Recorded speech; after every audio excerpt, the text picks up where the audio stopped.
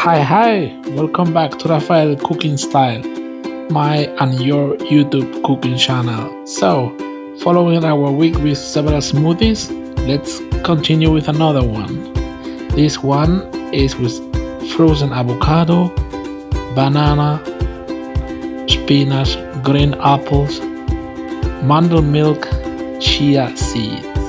So, first of all, we add our almond milk together with the chia seeds for around 10 minutes to soak it. Yeah.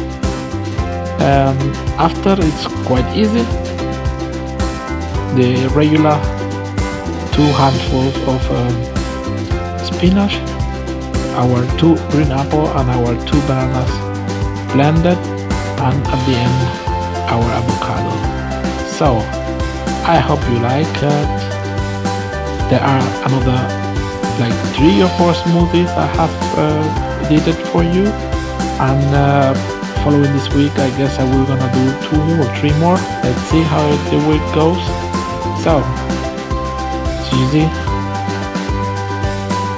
apple, banana, and the frozen avocados. Yeah, you can leave the frozen avocado at the end after you blend it, or either do it right now.